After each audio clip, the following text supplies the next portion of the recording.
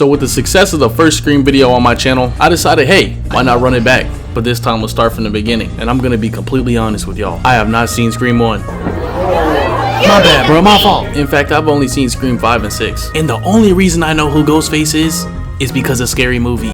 Is this nigga serious? What's up?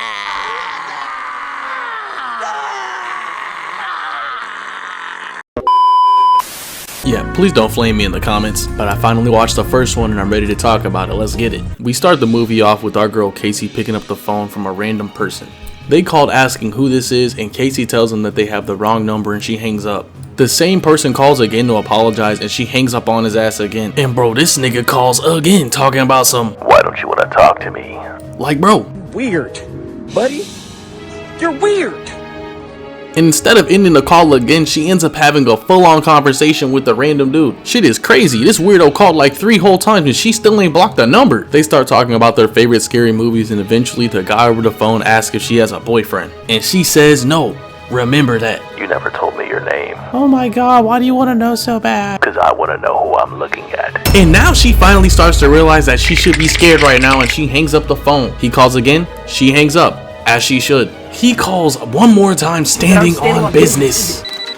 Listen, asshole! No, you listen, you little bitch. You hang up on me again, I'll gut you like a fish, understand? So now she can't hang up the phone or she's cooked. She starts running all over the house, locking the doors. Suddenly her doorbell rings and she asks who's there. And it's the random guy on the phone and he tells her that you should never say who's there. Bro is weird, he really out here giving his victims tips before he murks them. Casey tells him he better leave or else her boyfriend is on the way. Oh! She lied. Literally told this nigga she didn't have a boyfriend. That nigga named Steve, right? I got him right outside. The killer tells her to turn on the patio lights and her boyfriend is right outside tied up. The killer makes her play a game to save Steve's life. The game is movie trivia and the first question she has to answer is what is the killer's name in Halloween? And of course she gets it right. Everybody know that. It's Michael. The next question was who is the killer in Friday the 13th? It's Jason. Everyone knows it was his mother that was the original killer. And Steve gets gutted out. Casey is freaking out and the killer lets her know that they are not done yet. What door am I at? If she answers this question correctly, he will let her live. And she says she won't do it and the killer was like, alright, bet! And he throws a chair through the door. Casey hits the dash and arms herself with a knife. She makes her way outside, hides, and she can see there's a car driving in. She tries to peep through the window, but Ghostface is right there with her. He grabs her through the window, she smacks him off, and she starts running away. She stops to look at the car for some reason like, hello, did you forget you're getting chased? Ghostface ends up catching up to her and stabbing her in the chest. He tries to choke her out, but she manages to kick him back. We see her parents get out of the car, and before the killer slimes her out, she takes off his mask and gets killed. Meanwhile, her parents are freaking out trying to figure out where their daughter is and what happened. They walk outside and find their daughter hung on a tree. We ain't even 15 minutes in the movie and I ain't gonna lie, this shit getting good. Some time passes and we see our girl Sidney talking to her boyfriend Billy. He's talking about how he was watching The Exorcist and thought of Sidney, like how does this equate to this? They start making out and Billy was trying to get freaky and she was like, hold on. Don't touch me there. That, sir, is my no-no square. What'd you say to me, you little shit?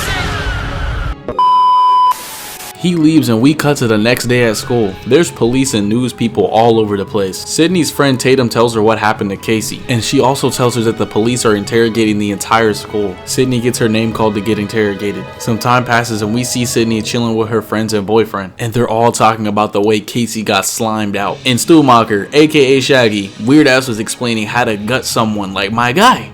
That's sus! Sidney makes her way back home and takes a nap. She wakes up to a phone call and it's her friend calling to let her know she's on her way to pick her up. She gets another phone call and this time it's Ghostface. She thinks it's her friend Randy, but it's not. Sidney asks who it is and Ghostface says the question isn't who I am, it's where. So where are you? Oh, I'm just chilling on your front porch. She makes her way to the front porch and no one is there. She looks around and still sees nothing and she starts calling this nigga out. Nice try, Randy. Tell Tatum to hurry up, okay? Bye now. If you hang up on me, you'll die just like your mother.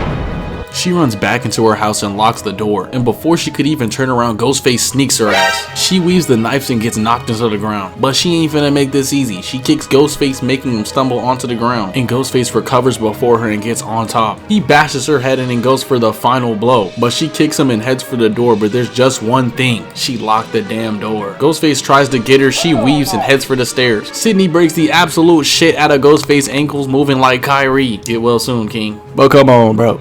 Where are you going? She locks the door and puts another door in front of it, and Ghostface is trying to break that shit down. Sidney tries to call the cops, but the phone isn't working, so instead she uses her computer, and suddenly Ghostface stops trying to get in. Sidney's boyfriend Billy pulls up through the window. He tries to comfort her and drops the phone, and she was like, Say, hold up, wait a minute, something ain't right. and she heads straight for the door. She opens it, and Dewey dumbass is right here at the door holding the mask like this. Like, bro, why you shoving it down her throat like that? And he had the nerve to scream like he just saw the killer. You are trash! Billy ends up getting arrested and questioned at the police station. The police let him know that they're gonna hold him until they get his phone records. Tatum takes Sidney back home but gets cut off by Gale Weathers. And Sidney socks her in the face live on TV, got niggas taking pics left and right. Lucky for her, they did not have social media like we do now. Some shit like this happens now, you a meme. Thanks to our sponsor of the video, Man is Sleep, I've been given the opportunity to show off the Man is Sleep Mask Pro. And let me tell y'all something about this mask. It's incredible.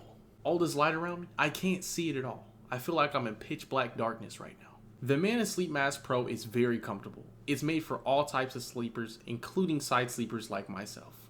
It even has this material that goes around your eyes as you sleep at night, so the mask isn't touching your face as you sleep. And right now you can get 10% off the Man is Sleep Mask Pro by going to manisleep.com and using my code MARV10 at checkout. Thank you, Man is Sleep, for sponsoring this video. Sidney's chilling at her friend Tatum's house, and Tatum's mom lets her know that she has a phone call for her. She picks it up and it's Ghostface. Nigga, who are you? Don't worry, you'll find out soon enough, I promise. Dewey lets Sidney know that Billy's phone records were clean and that he probably wasn't the one that attacked her. As soon as she gets to school, she gets blitzed by a reporter. Goddamn. I see why Tobey Maguire be mad at these niggas, they're annoying.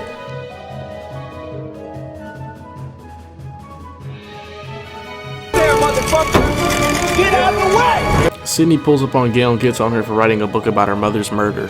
Gale thinks she falsely accused the perpetrator, but Sidney is still dead set that he did it. Sidney walks away and Gale knows that the Ghostface killer is connected to her mother's death, and she could possibly save the man that was falsely accused. Sidney's talking to her friends and the students are already trolling her. Like, bro, this is what we doing? Y'all mean as hell. They really out here treating Ghostface like the killer clowns in 2016, a joke. Sidney runs into Billy and lets him know that she's sorry for accusing him. And Billy is being an asshole and tells Sidney that she needs to get over her mother's death, and she walks out. Bro got absolutely no game. Sidney goes to the restroom and hears someone say her name.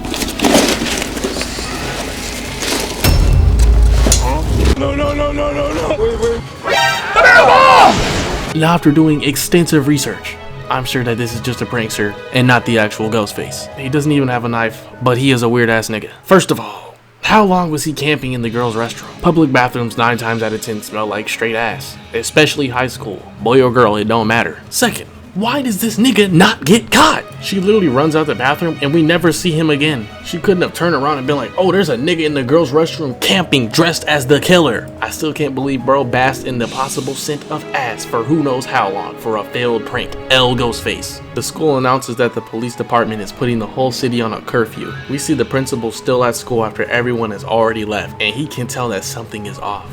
He checks his closet and nothing is there, but as soon as he closes the door, Ghostface sneaks his ass. Sidney and her friend Tatum are talking and we can see Ghostface weird ass creeping in the background. Some time passes and they're having a party. Gale Weathers pulls up because she thinks something's about to pop off. She meets up with Dewey and they make their way in. Everyone is chilling at the party and the doorbell rings. It's Gale and Dewey, and Gale plants a camera inside the house. Eventually Tatum heads into the garage by herself to fetch some beer and the door closes. She heads for the door, but that shit is locked and the lights go out. She opens the garage, it stops and goes right back down.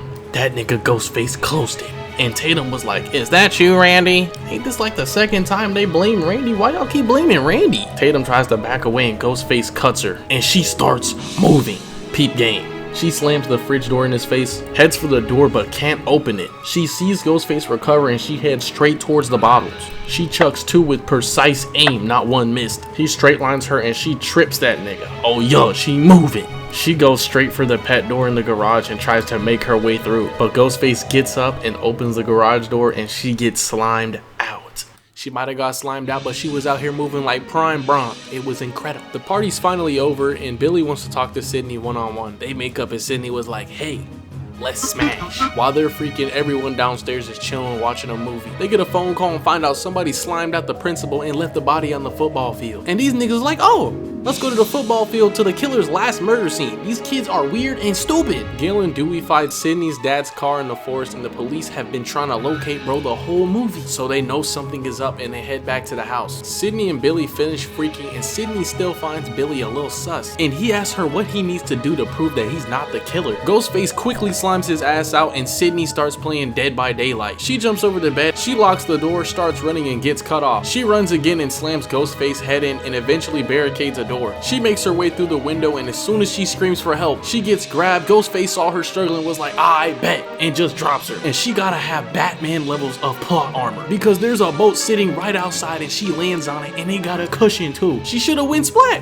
She sees Tatum slimed out and runs away. We see Randy watching a movie by himself, and Ghostface is right behind him. Randy's trying to tell the character in the movie to look behind. No, nigga, you look behind. Right before Ghostface ends him, he stops because he can hear Sidney calling for help. Sidney runs straight for the news van, and they can see Ghostface on video, but that shit is 30 seconds delayed. The news guy heads for the house and gets picked off by Ghostface. He stabs Sidney in the shoulder, and she gets out from the other side of the van and starts running. Dewey tells Gale to lock herself in the van and call the sheriff, and he goes into the house. Gale heads into the van, and she notices the camera guy isn't there, but a pile of blood is. She calls for the police, and Randy pops up. Gale scared as hell and knocks that nigga out. You gotta feel bad for Randy, man. They keep thinking he the killer. She starts driving, and for some reason the killer put the cameraman on top of the car. Gale gets him off, and she almost hits Sidney and ends up crashing her car. Sidney makes her way to the house, and Dewey pops out with a knife in his bag. Bro got packed up, he's so trash. Ghostface shows up and starts chasing Sidney. She locks the door, and he goes for the other one, and she locks that one too. She tries to start the car, but Ghostface has her keys. He does some ninja shit, disappears, and unlocks the door. And while Sidney is calling for help, Ghostface somehow, some way snuck into the back of the car with no sound, like this nigga was just outside. Who wrote this shit? He starts to choke her out, but she manages to kick him off of her and escape. She runs in the house, and Randy says they gotta get out of here. Stu pulls up saying that Randy is the killer. Come on, man, why y'all keep holding Randy? Sidney can't tell who's telling the truth and leaves them both outside. Billy suddenly appears and falls down the stairs. Sidney helps him, and she gives the gun to Billy. Why in the world would you give the gun to the nigga who can't even walk by himself? Stupid! Randy gets in the house, and Billy straight up shoots his ass. Sidney tries to run but gets cut off by Stu, and we find out that both of these niggas are Ghostface. They start telling Sidney their whole plan with how they're gonna get away with this. Stu goes to grab Sidney's father, who they've had captured this whole time. Billy and Stu go blow for blow to make themselves look like victims. Billy asks for the knife, and Stu starts talking about how they finna make a sequel. Bro slobbering and shit, like it's not that serious, bro. Billy tells Stu to go get the gun, and he notices the gun isn't there. Gale pulls up with the blick, and she tries to shoot the gun, but it was on safety, and she gets Spartan kicked by Billy. He gets ready to end her, but Stu notices that Sidney and her dad are gone. The phone goes off, and it's Sidney telling him that the cops are on the way. Billy goes to find Sidney, and he gets stabbed by Sidney in the Ghostface costume. Stu comes to sneak her, and they end up on the ground, and I ain't gonna lie, she eats this punch from Stu. She runs away but gets caught again, and she bites him and slams a pot on him, and then proceeds to drop a TV on his head. Randy finds Sidney, and Billy knocks his ass out. Bro, what did Randy do to deserve all of this? He starts to choke out Sidney, and she stuns him, giving the GOAT Gale enough time to shoot him. And the movie ends with Gale giving a news report on what just happened. You know what? The movie wasn't as bad as I thought it was gonna be. Let me know some stuff y'all want me to cover, and I appreciate y'all for stopping by. Marvel.